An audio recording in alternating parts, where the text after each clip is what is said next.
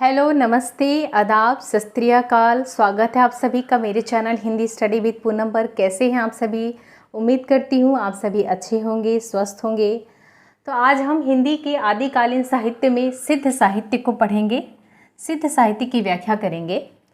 हिंदी के आदिकालीन साहित्य में धार्मिकता, स्थानीयता, प्रांतीयता की भावना अधिक प्रबल दिखाई देती है और राष्ट्रीयता की भावना कहीं ना कहीं थोड़ी कम देखने को मिलती है। हिंदी का आदिकालीन साहित्य को 3 भागों में विभाजित किया गया है, 3 भागों में वर्गीकृत किया गया है। धार्मिक साहित्य, चारण और रासो साहित्य और लौकिक साहित्य। धार्मिक साहित्य को भी 3 भागों में बांटा गया है, सिद्ध साहित्य, नाथ संप्रदाय और जैन संप्रदाय। सिद्ध संप्रदाय के जो प्रवर्तक थे, जो प्रथम सिद्ध थे, वो थे सरहपा। गोरखनाथ के संप्रदाय के प्रवर्तक थे, गोरखनाथ नाथ संप्रदाय के प्रवर्तक थे। और जो जैन संप्रदाय के प्रवर्तक थे वो थे स्वयंभू। रासो साहित्य को भी 3 भागों में बांटा गया, वीर काव्य, श्रृंगार परक और धार्मिक काव्य। वीर काव्य में खुमान रासो, हमीर रासो और पृथ्वीराज रासो आते हैं। इसके अंतर्गत खुमान रासो, हमीर रासो और पृथ्वीराज रासो आते हैं। वीर काव्य में वीरता को प्रदर्शित किया गया है। उसके बाद है श्रृंगार परक, जिसमें कि संदेश रासक और विशल देव रासो आते हैं। उसके बाद तीसरा है धार्मिक काव्य, जिसमें कि भारतेश्वर बाहुबली रचना है। उसके बाद तीसरा आता है लौकिक साहित्य। लौकिक साहित्य धर्म और राज्य से निरपेक्ष, इसके अंतर्गत लोक कल्याण की बात की गई है। और इसके जो मुख्य कवि हैं वो हैं अमीर खुसरो और विद्यापति। जब हम सिद्ध साहित्य के बारे में जानने की चेष्टा करते हैं तो बौद्ध धर्म के बारे में जानना अधिक आवश्यक हो जाता है। तो महावीर स्वामी के निर्वाण के बाद बौद्ध धर्म 2 भागों में बट गया, हीनयान और महायान। जो हीनयान था वो सैद्धांतिक पक्ष को लिए हुए था और जो महायान था वो व्यवहारिक पक्ष को लिए हुआ था। हीनयान में केवल साधु संत या जो संसार से विरक्ति किए हुए थे वही लोग इसके अंतर्गत आते थे, इसीलिए जो इसका विस्तार है वो संकुचित था। लेकिन जो महायान है इसके अंतर्गत साधु संत तो आते ही थे, उसके अलावा जो गृहस्थ जीवन यापन करते थे वो भी आते थे, जो ऊंच नीच के लोग थे वो भी आते थे, हर तरह के लोग आते थे, इसलिए इसका विस्तार जो है वो अधिक था। राहुल संकृत्यान ने सिद्धों की संख्या 84 बताई है। कितनी बताई है? 84, जिसमें कि 14 सिद्धों का ही साहित्य देखने को मिलता है। जो प्रथम सिद्ध थे वो थे सरहपा। सरहपा प्रथम सिद्ध थे। इन्होंने दोहा कोश की रचना की। सरहपा एक ब्राह्मण थे और इन्होंने दोहा कोश की रचना की और इनकी जो भाषा थी वो थी अपभ्रंश। सरहपा को हिंदी का प्रथम कवि भी माना जाता है। नगेंद्र ने सरहपा को हिंदी का प्रथम कवि माना है और वैसे स्वयंभू को भी हिंदी का प्रथम कवि माना जाता है, लेकिन सरहपा को भी सर्वमान्यता प्राप्त हुई है प्रथम कवि के रूप में। जो दूसरे कवि आते हैं वो हैं सबरपा। सबरपा सरहपा के शिष्य थे और इन्होंने चर्यापद की रचना की और इनकी जो भाषा थी वो थी अवहट। कौन सी भाषा थी? अवहट भाषा थी। तीसरे सिद्ध थे वो थे लुइपा। लुइपा सबरपा के शिष्य थे और जो कि सर्वाधिक प्रतिष्ठित थे। और इनका प्रतिष्ठित होने का जो मुख्य कारण था वो था इनका जो उदार चरित्र था, इनका व्यवहारिक पक्ष जो था वो बहुत ही अच्छा था, इस वजह से ये सर्वाधिक प्रतिष्ठित थे। चौथे नंबर पर आते हैं कण्हपा। कण्हपा जलंधरपा के शिष्य थे। 5वें नंबर पर आते हैं डोम्भिपा। डोम्भिपा विरूपा के शिष्य थे। उसके अलावा तंतिपा और कुकरीपा, ये जो है सिद्ध हैं, ये मुख्य सिद्ध थे। सिद्धों में 3 स्त्रियां भी सिद्ध हुई थी। लक्ष्मीकरा, मणिभद्रपा और कनकअपा। 3 स्त्रियां सिद्ध थीं, लक्ष्मीकरा, मणिभद्रपा और कनकअपा। उसके बाद हम सिद्ध साहित्य की प्रवृत्तियाँ अर्थात विशेषताएं, इसके बारे में जानेंगे। तो जो सिद्ध साहित्य की मुख्य विशेषता थी वो थी खंडन मंडन की प्रवृत्ति। अब ये खंडन मंडन की प्रवृत्ति क्या है कि सिद्ध जो थे वो दूसरे धर्म का आलोचना करते थे, दूसरे धर्म का खंडन करते थे और अपने धर्म को अधिक अच्छा बताते थे, उसको सही बताते थे। और इसके बारे में इन्होंने एक दोहा लिखा कि ब्राह्मणों पंडितों के बारे में लिखा कि आगम बे पुणे ही पंडीय मरण बहंती, पक सिर फले अलीय जिनी बाहिरी भ्रमंती। इसका अर्थ है कि जो पंडित हैं वो वेद और पुराण की गट्ठर लेके घूमते हैं और अपने आप को महाज्ञानी बताते हैं, लेकिन उन्हें जो ब्रह्मा का जो सत्य ज्ञान है वो उन्हें पता ही नहीं रहता है। और उनका ज्ञान ठीक उसी तरह से रहा है जैसे कि पक्क सिरी फले, जो बेल होता है, पका हुआ बेल, उसके चारों तरफ भंवरा भ्रमर करता है पर उसके बेल के जो रस को वो स्वाद नहीं कर पाता है, रसा स्वादन नहीं कर पाता है, क्योंकि वो उसको भेद नहीं पाता है।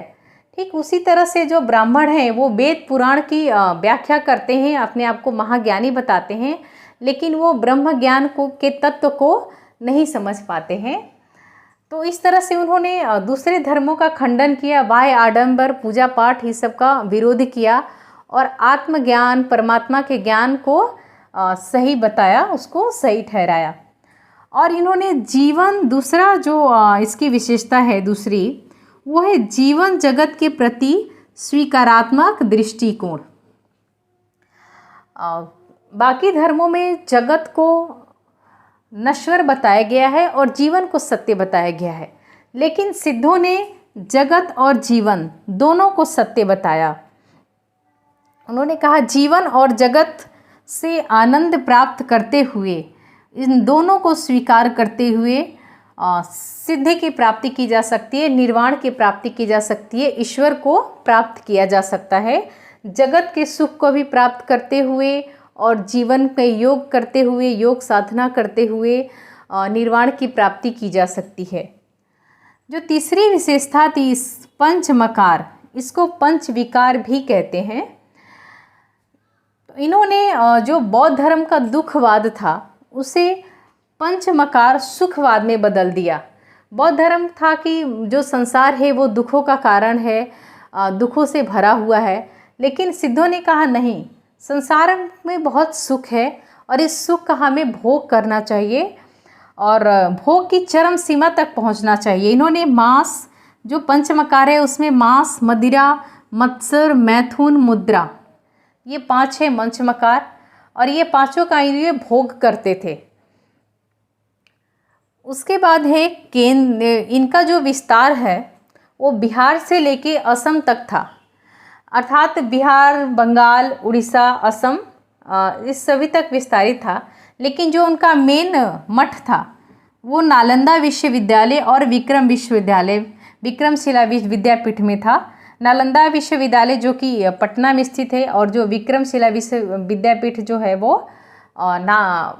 भागलपुर में स्थित है। तो ये दोनों स्थान इनका जो है वो मेन था, वहाँ से ये संचालित करते थे अपने धर्म का। 5वीं जो इसकी विशेषता है, अगली विशेषता वो है कि इनके जो शब्द के पीछे पा शब्द लगा रहता था, जैसे कि ये सरहपा, सबरपा, लुईपा, कन्हपा। ये जो पा शब्द है ये पाद शब्द, मूल शब्द पाद का पाद से लिया गया है, पा शब्द, उसका द हटा दिया गया है। ये पूज्यार्थक शब्द और आदरार्थक शब्द है। पूज्यार्थक शब्द की जो सिद्धि प्राप्त कर लेते थे उनको पूजनीय माना जाता था और उनको पा शब्द, उस नाम के अंत में पा शब्द लगा के उनको एक उपाधि दे दी जाती थी। तो इसीलिए पा शब्द इनकी जो नाम के पीछे की मुख्य विशेषता है।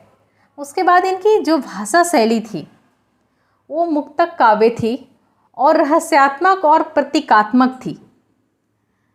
ये जो है अपनी विद्या को रहस्य रखना चाहते थे, इसलिए इन्होंने रहस्यात्मक और प्रतीकात्मक, अर्थात इनकी जो विद्या है वो साधारण जन न समझ पाए और इनकी जो विद्या है इन्हें ही पता हो केवल, और इसीलिए इन्होंने इस शैली को अपनाया ताकि ये अपना अच्छा प्रभाव जनमानस के प्रति ऊपर डाल सके। क्योंकि इनका जो योग था उसमें भोग भी था, सुखवाद भी था, और ये नहीं चाहते थे कि जनमानस को पता चले कि इस विद्या में इतनी अधिक सुखवाद भी है। उसके बाद शून्यवाद, ये शून्यवाद को मानते थे, कहते थे कि मनुष्य को एक शून्य की स्थिति में योग साधना करते हुए जब शून्य की स्थिति में पहुंच जाएगा तो उसे ईश्वर की प्राप्ति हो जाएगी। उसके बारे में भी सरहपा ने एक दोहा लिखा है, जणी मण पवन न संचयी, रवि शशि राह पबेश। मतलब जहाँ पर पवन भी नहीं जा सकता, चंद्रमा और सूर्य भी नहीं जा सकते, अपने मन और चित्त को उस अवस्था में ले जाकर छोड़ देना और एक शून्य की एकाग्रता के रूप धारण कर लेना। अगर ये उस अवस्था में पहुंच जाता है मन और चित्त, तो वहाँ पर ईश्वर से साक्षात्कार हो जाता है और निर्वाण की प्राप्ति हो जाती है। उसके बाद योग और भोग, अगली विशेषता है इनकी योग और भोग के माध्यम से निर्वाण की प्राप्ति। तो सरहपा तक तो योग और भोग के माध्यम से निर्वाण की प्राप्ति होती थी, लेकिन उसके बाद इसमें पाखंड और चमत्कार, ये सारी सिद्धों ने धीरे धीरे पाखंड करने लगे, चमत्कार दिखाने लगे और श्राप और अभिशाप, इस तरह की बुराइयां आ गई धीरे धीरे। ये बुराइयों की तरफ बढ़ती गई धीरे धीरे। और योग और भोग, और ये स्त्रियों का भोग करते थे, शमशान में ले जाकर उनके साथ मुद्राएं करते थे। ये हालांकि गुरु के उपदेश के, गुरु के तत्व ज्ञान के आधार पर ही करते थे, लेकिन धीरे धीरे इनमें बहुत सारी बुराइयां आ गई और जो इनके भोग का केंद्र था, जो इनके विद्या का केंद्र था, वो स्त्री ही बन चुकी थी और इसीलिए इसमें बहुत सारी बुराइयां आ गई और इस वजह से पाप, अधर्म, अत्याचार बढ़ने लगा। इनकी जो शैली थी, वो काव्य शैली जो थी, वो संध्या भाषा थी। संध्या भाषा मनोवृत्ति, चित्त, अहंकार जो अंतर में साध लिया गया हो, उसके प्रतीकों के माध्यम से साधारण जन तक पहुंचाया जाता था, उसे संध्या भाषा कहा जाता था। इसे उलटबाजी शैली भी कहते थे, अर्थात जो शब्द ये बोलते थे, जो शब्द लिखते थे, उसका उल्टा अर्थ रहता था, तो इसे उलटबाजी शैली भी कहा जाता था।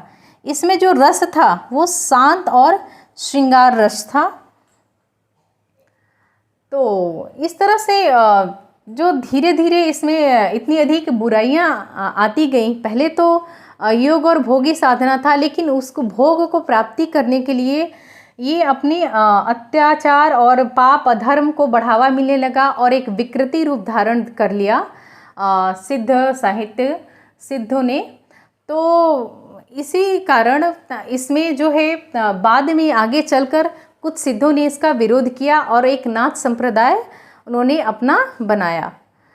तो आज की व्याख्या यहीं तक रहेगी और यदि आपको ये वीडियो पसंद आया हो तो इसे लाइक, शेयर, सब्सक्राइब करें। मिलते हैं अगले वीडियो में, तब तक आप अपना ख्याल रखें।